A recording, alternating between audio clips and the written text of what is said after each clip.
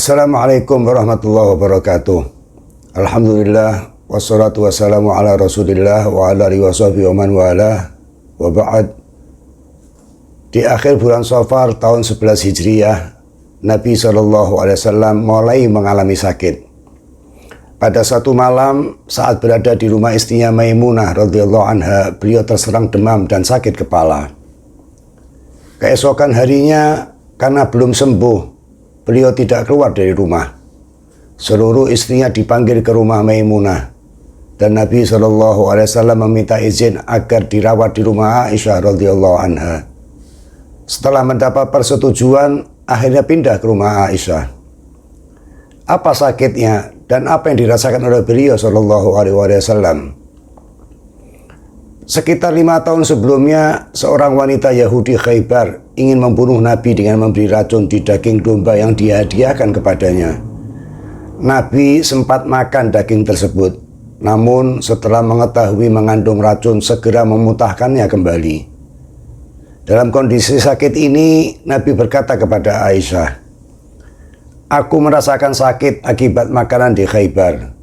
Ini saatnya urat nadiku akan terputus karena pengaruh racun itu." Yang dirasakan oleh beliau SAW sakit kepala, demam, dan beberapa kali pingsan. Beberapa hari setelah pindah ke rumah Aisyah, memasuki bulan Rabiul Awal, sakit Nabi belum sembuh. Beliau tidak keluar rumah kecuali hanya mengimami sholat, lalu kembali tanpa duduk-duduk atau menyapa para sahabat seperti yang biasa dilakukan. Sekitar seminggu kemudian, di tengah sakit yang belum sembuh, Nabi SAW meminta agar diambilkan 7 girbah air.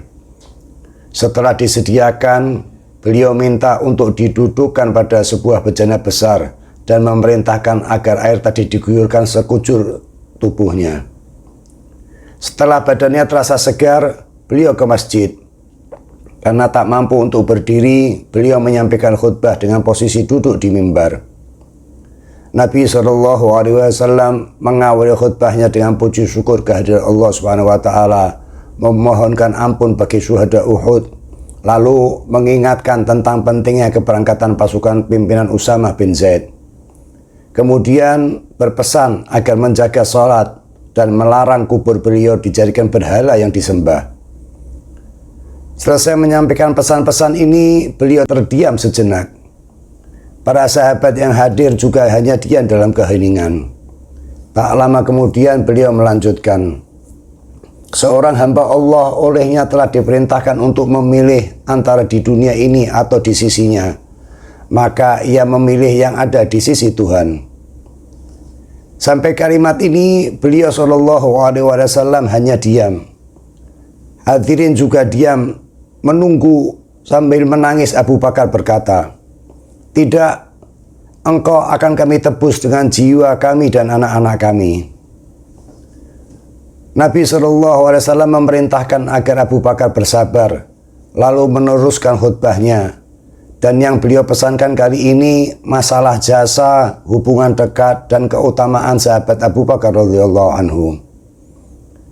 Selesai menyampaikan khutbah, Nabi SAW pulang kembali ke rumah. Namun apa yang dilakukannya dengan mandi dan khutbah tadi menambah buruk kondisi kesehatannya. Sewaktu adzan subuh berkumandang, Nabi tak sanggup lagi keluar mengimami, dan akhirnya Abu Bakar yang menjadi imam. Setelah berlalu 2 hari, Nabi SAW tak keluar mengimami sholat. Para sahabat khawatir dan cemas. Mengetahui kondisi tersebut, beliau memaksakan diri untuk keluar menemui para sahabat di masjid. Dengan dipapah oleh Ali dan Fadl ibn Abbas, Nabi keluar memakai kain yang dililitkan di kepalanya sebagai kompres. Karena tak mampu lagi berdiri, beliau duduk di mimbar. Dan setelah membuka dengan pujian bagi Allah, di antaranya beliau SAW mengatakan, "Wahai manusia, telah sampai berita kepadaku bahwa kamu khawatir dengan kematian nabimu. Apakah ada nabi sebelumku yang kekal bersama umatnya, lalu aku kekal bersama kalian? Ketahuilah, aku akan menghadap Tuhanku dan kamu akan menyusulku." Selanjutnya beliau berpesan untuk menjaga persaudaraan dan persatuan, berpegang teguh dengan Al-Quran dan Sunnah, serta menjauhi bid'ah. Dan di antara khutbah-khutbah terakhir beliau, wahai sahabat-sahabatku, menurut kalian Nabi macam apakah aku ini? Bukankah aku berjuang bersama kalian? Bukankah pernah sobek pahaku? Bukankah dahiku pernah berdebu? Bukankah darah pernah mengalir di wajahku dan membasahi janggutku? Bukankah telah kutanggung duka dan derita menghadapi kaumku yang bodoh? Bukankah pernah kuikatkan batu di perutku untuk menahan lapar? Pada riwayat lain dikatakan juga di antara khutbah-khutbah terakhir beliau mengatakan, "Inni faratun lakum wa ana syahidun alaikum. Wa inni wallahi la anturu ila haudhi al-an. Wa inni a'taitu mafatihal khazainil ard. Wa inni wallahi ma akhafu alaikum an tusyriku ba'di. Walakin akhafu alaikum an tanafasu fiha." Sungguh, aku adalah orang yang pertama berada di telaga untuk kalian, dan aku saksi untuk kalian. Demi Allah, aku melihat telagaku sekarang ini. Sungguh, telah diberikan kepadaku semua kunci kekayaan bumi. Demi Allah, sesungguhnya aku tidak khawatir kalian kelak akan musyrik sesudahku. Tetapi yang kukhawatirkan, kalian akan berlomba bersaing untuk memperoleh harta benda. Para sahabat hanya tertunduk haru dan hanyut dalam tangisan. Lalu beliau mengingatkan mengenai kezaliman dan bertanya kepada yang hadir bila ada yang ingin menyampaikan kisos atau pembalasan atas perbuatan salah.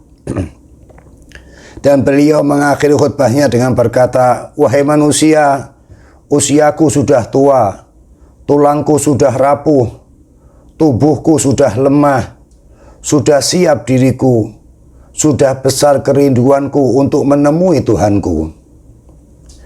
Selesai menyampaikan khutbah, Nabi SAW kembali ke rumahnya. Beliau meninggalkan sahabat yang hanyut dalam suasana sedih dan air mata. Keesokan harinya, kondisi kesehatan beliau SAW belum ada perubahan. Tetapi saat maghrib tiba, beliau ke masjid dengan dibantu Ali dan Fadl. Abu Bakar yang menjadi imam akan mundur memberi tempat, namun beliau melarangnya dengan memberi isyarat.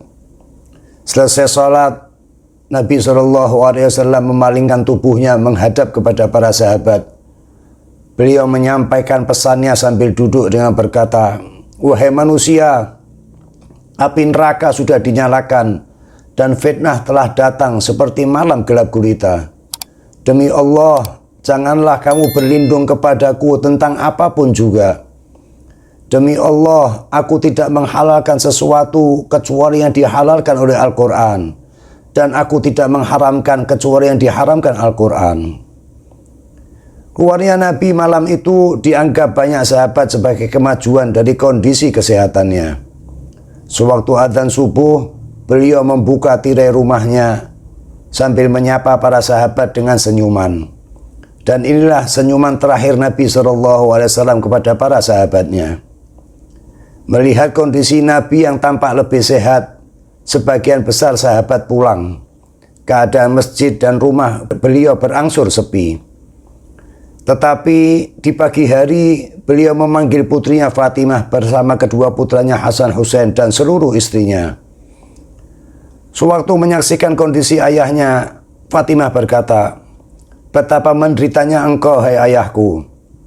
Nabi menjawab, "Tak ada penderitaan lagi bagi ayahmu setelah hari ini." Lalu kepada semua yang ada beliau berpesan mengenai salat dan agar perhatian terhadap budak yang dimiliki. Tak lama kemudian, bersamaan dengan munculnya mentari pagi, kondisi Nabi SAW mendadak kritis. Aisyah meletakkan kepala beliau SAW di pangkuannya.